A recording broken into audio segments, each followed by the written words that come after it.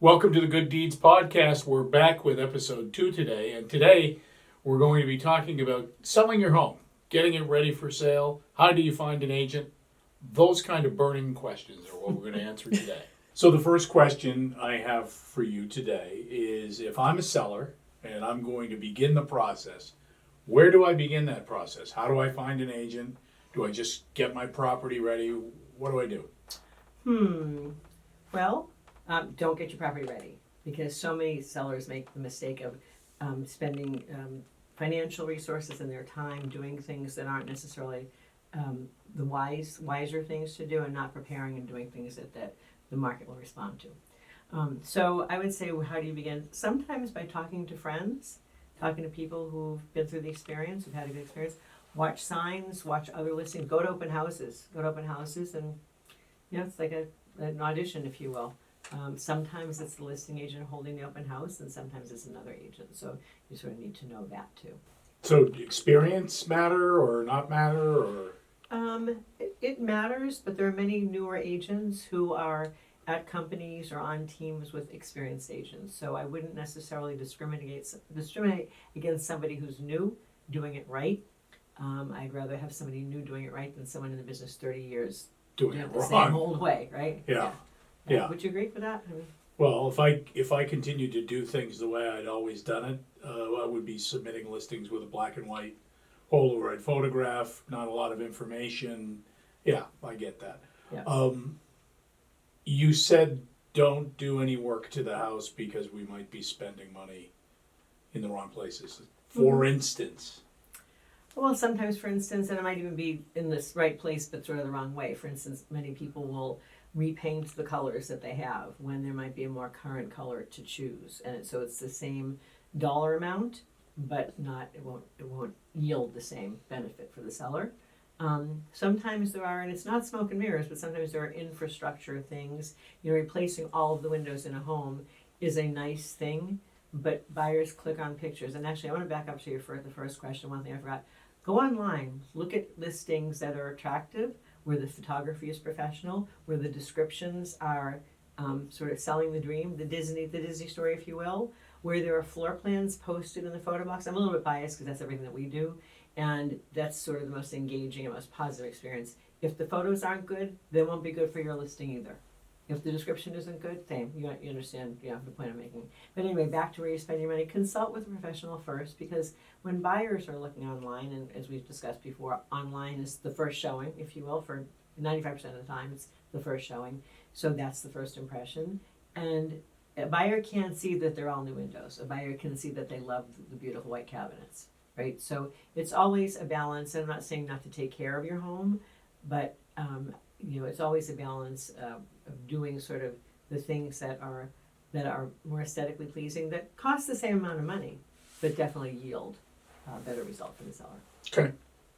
So, Diane, when you get to a point where I feel, or when I get to a point like I feel I'm ready to pick the agent, what kind of expectations should I have of them? Okay, I mean, what questions should you ask, and What should my experience be with the agent I'm working with? they should know their stuff. And again, if we have someone who's less experienced, they can bring along somebody who does, who can help them. But they should understand the market, the local market. If you have a particular type of home, let's say you have an antique home, they should understand not just the market in your town or area, but what their buyer might be looking for. Mm-hmm. They should really try to understand the target, the probable target audience, because then that's how they can best advise you as to how to prepare, how to price, how they market it. So I would say that somebody knowledgeable, somebody you have trust in, somebody you feel confident about, and somebody prepared. There should be a marketing plan. There should be examples of collateral material. They should be able to show you what they have done, and therefore what they will do for you. When the home goes on the market, what should that experience feel like? We're going on Friday. Nerve-wracking and stressful. It seems to always feel that way. Well, yeah. You should feel ready, and you should feel that your agent's communicating with you. So setting expectations is an important thing in life, and certainly in real estate in this process, whether someone's buying or selling. So we really like to share with our sellers what's going to happen, so that they know what to expect. Okay. So this comes up is kind of a common thread in this market, or just about any market. What happens when your agent sort of gives you some guidance on what they think pricing is going to be, and you don't agree with that price, whether it's too high or too low? What does that look like, feel like? Where do you go with that as a seller? We rarely hear too high, by the way. So it's interesting you ask that, because. But it does come up. Oh, sure it does. Yeah. Of course it does. That was being a little flippant. Sorry. We don't really ever talk about an exact price that something's going to sell at, because we're not clairvoyant, and because attached to every price and every sale that's closed are the circumstances around the person who bought it. So if a house, for instance, sells for $620, maybe it would have sold for less if the buyer didn't have a home to sell, but they knew they had to offer a little more to be considered.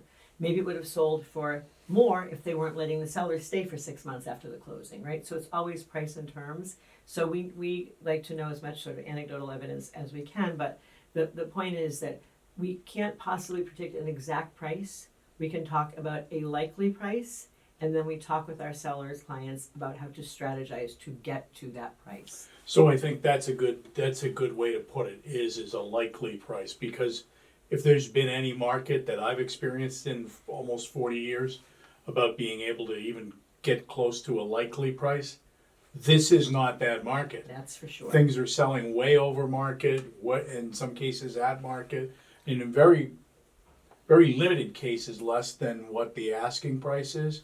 But it could be if they ask the wrong price. Mm-hmm. And so if you're ever going to say, well, I can pinpoint within a percentage point what the number is going to be, this is not that market. That's right.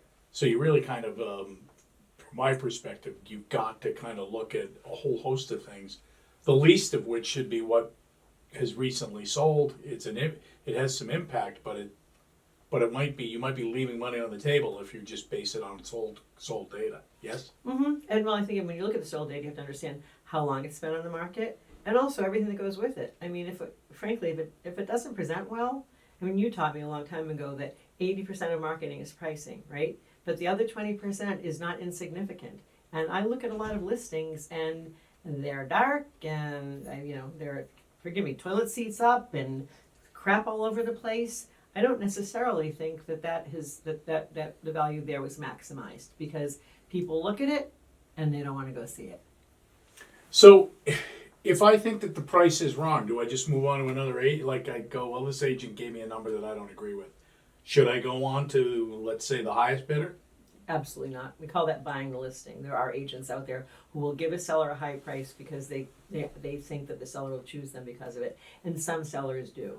So we're actually very upfront about warning sellers if we're talking. Oftentimes when we're on an appointment with a seller, prospective seller, they're not interviewing other agents, but sometimes they are, and so we let them know that can be a technique for agents to list the price and then continue to go for price reductions till it sells. And in this market, that's not. Days on market definitely has a stigma attached to it. In other markets, it hasn't so much, but it does now. And so no, it's not necessarily a reason to go to another agent. A good agent, I mean, unless it's crazily overpriced, a good agent will talk it through, maybe bring more data. We always try to approach it sort of through a buyer's eyes. So we'll sit with a seller, prospective seller, and show them everything online, because that's what buyers are looking at. Mm-hmm. They're not just looking at 3 recently sold properties. They're looking at everything. And so we take our time with our sellers, and usually there's a meeting of the minds. And if there's not, we will enthusiastically market a property even if we think the price is a bit ambitious, and let the market speak. Well, in a market like this, if there's ever a time to be ambitious, now would be the time maybe. We say in one breath, when you pick an agent that you want to work with, pick somebody that you feel like you can communicate with and you can have a dialogue with. And then when it comes to the pricing issue, the agent gives you some of their best information that they can bring to the table to help you draw a conclusion. And that is not the time, because you might not have a full-fledged agreement on pricing, to say, I don't want to have a dialogue. You're looking for someone you can have a dialogue with, so at least you can be open to being a little bit curious as to how all the numbers play into what kind of a buyer I'm going to see. Yes? Mm-hmm. Absolutely. And so even if you don't have a 100% agreement, I think it's a good discussion to have. And listen, if the agent's pragmatic, they might be convinced otherwise if you've got some information that they hadn't considered. Mm-hmm. Yeah, and at the end of the day, it's the decision of the homeowner, right? And Sure. We work together, we're a partnership, and we evaluate what, sort of what the market will speak. We do the best job that we can do for everybody, and then we'll leave it up to the market. When you say the market will speak, Well, we'll know by how many showings we have, whether we have offers, how many looks we have, how many people look at it online, and then decide to see it or not see it. Going back to the National Association of Realtors statistic, that for every home that's sold, it's seen for the first time by its new buyer 95% of the time online. The first showing is online.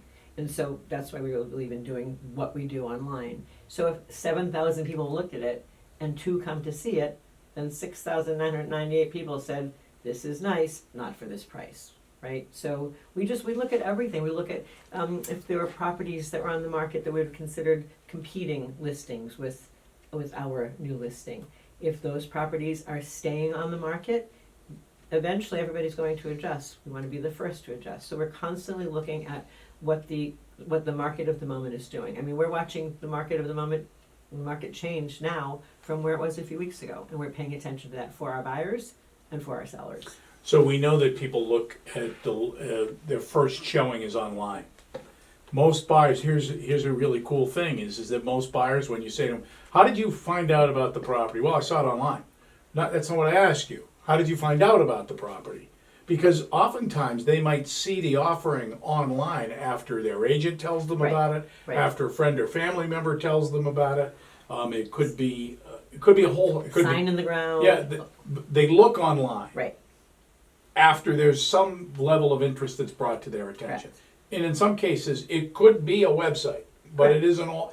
So the 95% is a skewed number, because if I call you up and say, oh my God, I just saw a property that I think is yours, it's 1313mockingbird.com, and I'm your agent and I send you there, you're going to remember looking at it first online and forgetting for the fact that it was promoted by somebody else, right? So Right.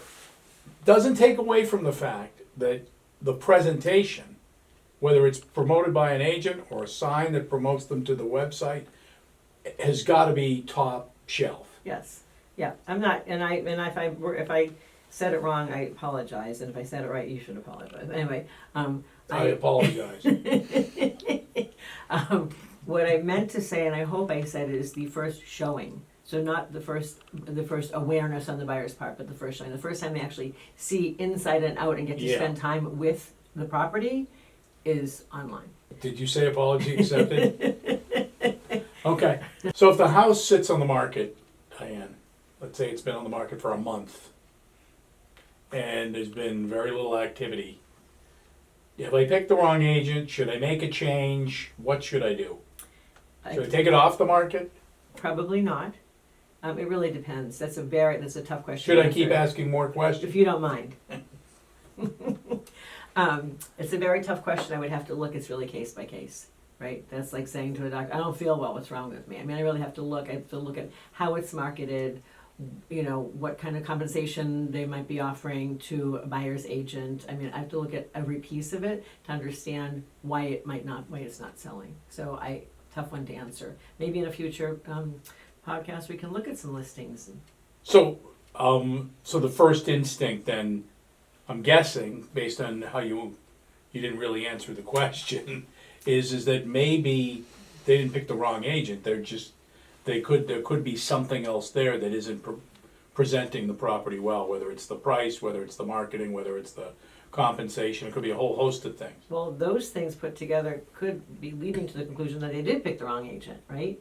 So I think if the agent's communicating with them, and if they feel like the agent's pulled out all the stops, then it does point to price. Not that someone couldn't come along the next day and offer them more than the asking prices. We're just playing, it's probabilities here, right? So again, it's hard to answer that in a general sense, but if the agent's communicating, if the agent is showing them, for instance, if we have a property, we will often show sellers what went under contract that's comparable to theirs since they came on the market. So they can see if anything's selling, if someone bought something instead of theirs, and why did they, right? So if the agent is constantly is keeping them informed consistently, then they didn't pick the wrong agent. Mhm. They picked the wrong price. More likely than not in this market, right? Because what we're finding is that there's no lack of buyers. The buyers are outstripping sellers anywhere from 1.5 to 2 to 1, meaning for every new listing that comes on, 2 buyers go under contract. So that tells me there's plenty of buyers out there continuing. And then the standing inventory, there's 2,000 houses on the market in the whole state. That's about 5 weeks worth of inventory. If you're not getting showings and you're not getting any offers, and it's presented well, like you're saying, what else can it be? And I'm going to ask you a question. Would you say, when you look at listings, and you've been looking at them for decades now, and I know it started in a book with a black and white picture, but would you say that most listings are presented well? No. I It don't. boggles my mind sometimes because I think, am I drawing the most particular clients in the world that expect really good quality? Or am I giving them really good quality and they expect that? Which is it? Because I look at some of the other things that are being offered and I think, but I don't know. Now this isn't a shot across the bow at the rest of the industry. There's a lot of people that do good work, but I think the level of the bar is pretty low. So to answer that question bluntly, no, I don't think people are getting a fair shake. Okay, so final question: if you could give a free tip to anybody that was going to put their home on the market, one thing, just high quality answer, what would you tell them? Prepare it. Prepare it. Prepare. And not everybody has the bandwidth financially or time-wise, but you know, you will absolutely positively leave money on the table. And that's some people, for some clients, that's their decision. They understand, but on average, your property's worth 7% more when you prepare property. Even in this market where everything sells. Everything sells, but for the best price and terms, everything sells. Okay. You know, everything sells, Yeah. but is it selling for the highest price and the best terms? Okay, you've sold me. You want to know what my free I tip was is? just about to ask. My free tip is pick us. Yeah, I know. It's good. I have another one. What would that be? You can't do. There was one. I know. You can't have This two. is okay, I'm real estate. I'm a salesperson. Okay. Okay, if you're speaking with an agent who tells you exactly what your home is going to sell for, can I say Run. show them the door? Run. Yeah, or look for when they become a medium somewhere, a psychic, and buy tickets then. But yeah, I see a 7 in your future. we just don't know I didn't where. say where. it is. Yeah. All right. Thank you Thanks. for your time. Yep, my pleasure. That's it.